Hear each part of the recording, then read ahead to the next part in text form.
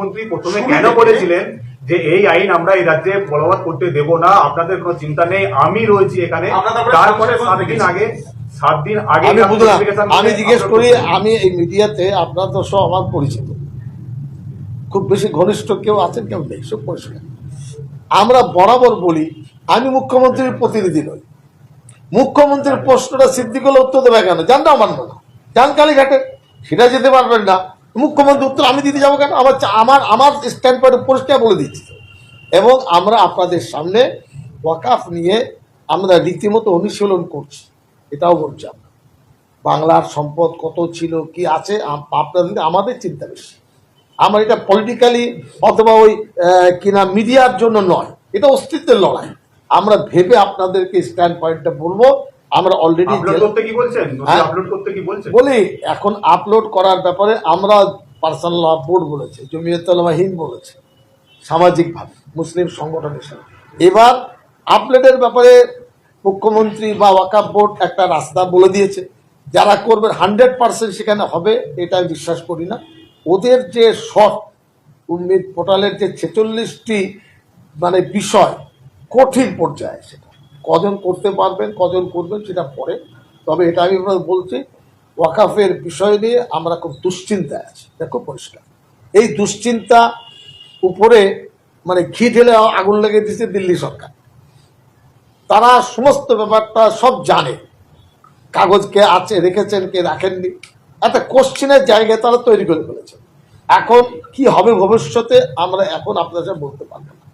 লড়াইটা কিন্তু খুব কঠিন আমাদের সামনে, তাও বলছি যে লড়াইটা কিভাবে হবে না হবে এই ব্যাখ্যাটা আজকে আমি দিতে চাইছি। 5 তারিখ লাস্ট ডেট শুক্রবার, ধরুন এখন পর্যন্ত 4000-এর মতো প্রপার্টি আপলোড করা সম্ভব গেছে, 82,000-এর প্লাস প্রপার্টি রয়েছে।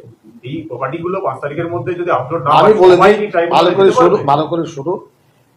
কেউ যদি ধরুন এতে নথিভুক্ত বা রেজিস্ট্রেশন না করে, সে প্রপার্টিতে তো আর সেই ওয়াকাফের বাইরে যাবে না। ওয়াকাফ ইজ ওয়াকাফ। কি হবে তখন আপনারা বুঝবেন, আমি কেন আপনাকে বলবো এখন আমরা ভবিষ্যতে কি করবো। হ্যাঁ বলি এখনো 5 তারিখ হয়নি, আজ তো কেবল 2 তারিখ।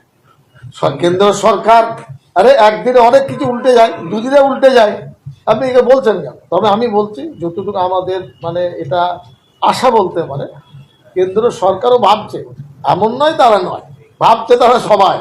কি হবে সেটা আমি কেন কি করে বলবো? সব অস্ত্র যদি আপনাদের দেখাবো তো আগামী কি দেখাবো? বিরোধীরা বলছে যে এই 7 দিন আগে নোটিফিকেশনের মধ্যে দিয়ে রাজ্য সরকার এই ওয়াকফ সংশোধনী আইনটাকে মেনে নিতে শুরু করলো, আপনারা জমিয়ত কি তাই মনে করছেন? আমরা বলি আমাদের ব্যাপারে স্টাডি করেননি এই ব্যাপারে। আমরা যতক্ষণ থেকে পশ্চিমবাংলায় সামাজিক কাজ করছি, শহীদ মিনার, রানী রাসমণি এভিনিউ, রাজ্য জেলা স্তরে যত সভা করেছি, ওয়াকাফ একটা এজেন্ডা ছিল। আপনারা ভুলে গেছেন, আপনারা অফিসে দেখবেন। তাহলে আমরা লড়াই করছি ওয়াকাফের পক্ষে, সুরক্ষিত করার পক্ষে। অতএব আমাদের বক্তব্য ওই আইনকে ধাক্কা দিয়ে নস্যাৎ করার ক্ষমতা নেই। কেন্দ্র যদি পরিবর্তন হয় সরকারে 2/3 মেজরিটি, তখন তারা কিছু করতে পারবে।